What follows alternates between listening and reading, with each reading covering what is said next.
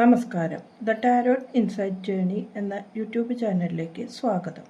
ഇന്ന് നമ്മൾ നോക്കാൻ പോകുന്നത് നിങ്ങളെ ഉപേക്ഷിച്ചു പോയ വ്യക്തിയുടെ സിറ്റുവേഷൻ എന്താണ് എന്നാണ്. ഇതൊരു ജനറൽ റീഡിംഗ് ആണ്. നിങ്ങൾക്ക് ഈ എനർജി കണക്റ്റ് ചെയ്യുന്നുണ്ടെങ്കിൽ മാത്രം എടുക്കുക, അല്ലാത്ത പക്ഷം ഇത് വിട്ടുകളയുക. ഈ വ്യക്തിയുടെ ഫീലിങ്ങും തോട്ടും ഈ വ്യക്തി എന്തുകൊണ്ട് തിരിച്ചു വരാൻ ആഗ്രഹിക്കുന്നു എന്നതും നമുക്ക് നോക്കാം.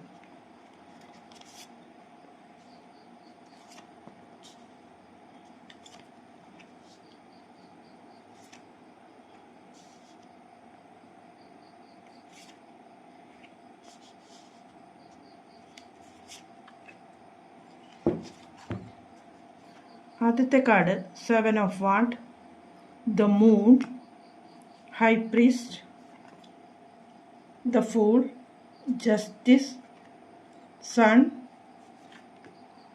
8 ഓഫ് കപ്പ് എന്ന കാർഡാണ് വന്നിരിക്കുന്നത്.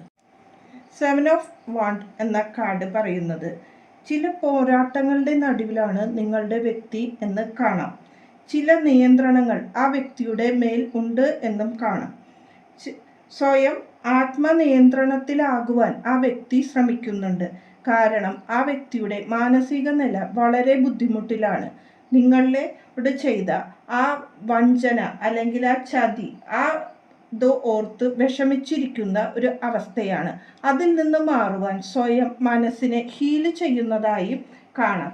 ആ വ്യക്തി ചില കാര്യങ്ങളിൽ ആശങ്കപ്പെടുന്നതാണ് കാണുന്നത്. ചില ആശയക്കുഴപ്പങ്ങളും ഉണ്ട്. ഇപ്പോഴത്തെ ഫീലിംഗ് അതാണ്. നിങ്ങളോട് ചെയ്ത കാര്യങ്ങൾ ഓർത്തുള്ള വേദനയാണ് അതിനെല്ലാം കാരണമായി വരുന്നത്. ആ വ്യക്തി സ്വപ്നങ്ങളിൽ നിങ്ങളെ കാണുന്നുണ്ട് എന്ന് പറയാം.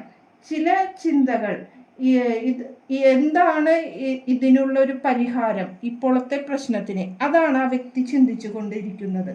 അതിനുവേണ്ടി സ്വയം മെഡിറ്റേറ്റ് ചെയ്യുവാനും സ്പിരിച്വലി കൂടുതൽ മെത്തേഡ്സ് സ്വീകരിച്ച് നിങ്ങളിലേക്ക് എത്തുവാനും ആ വ്യക്തി ശ്രമിക്കുന്നതായി കാണാം. തിരിച്ചു വരാൻ ആഗ്രഹിക്കുന്ന ആ വ്യക്തിയിൽ നിങ്ങളുമായി കൂടിച്ചേർന്ന് വരണം എന്നുള്ള ഒരു ചിന്ത കാണുന്നു. എടുത്തു ചാടി എടുത്ത ചില തീരുമാനങ്ങളാണ് ഈ പ്രശ്നത്തിന് കാരണമെന്ന് ആ വ്യക്തിക്ക് മനസ്സിലാകുന്നുണ്ട്.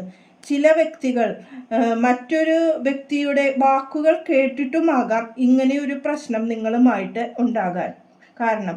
ചില തെറ്റിദ്ധാരണകളും ഇവിടെ കാണുന്നുണ്ട്. പുതിയ തുടക്കത്തിന് വേണ്ടി ആഗ്രഹിക്കുകയും അതിന് സാഹസികമായി എന്ത് കാര്യവും ചെയ്യുവാൻ തയ്യാറായി നിൽക്കുന്നതുമാണ് കാണുന്നത്. ഒരു ആക്ഷൻ എടുത്ത് മുന്നോട്ട് വരുവാൻ ആ വ്യക്തി ആഗ്രഹിക്കുന്നുണ്ട്.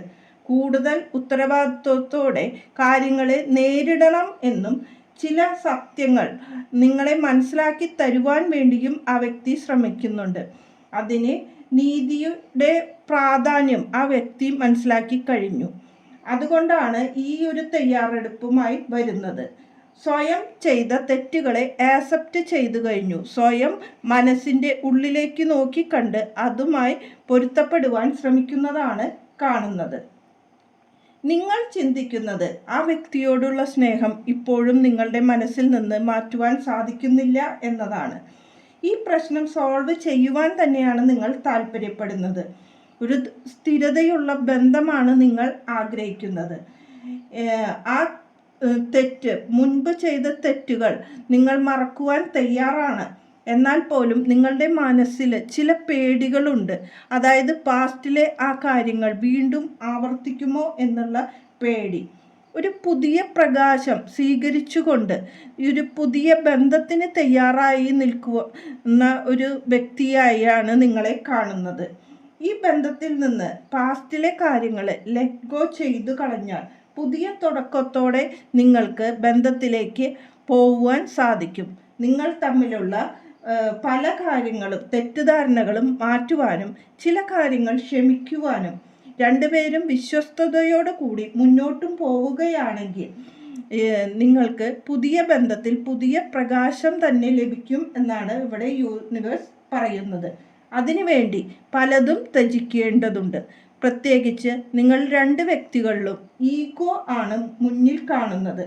അത് മാറ്റിയാൽ നിങ്ങൾക്ക് ഈ ബന്ധത്തിൽ സുരക്ഷതയോടെ പുതിയ പ്രകാശത്തോടെ മുന്നേറാൻ സാധിക്കുമെന്ന് കാണുന്നു. നന്ദി, നമസ്കാരം.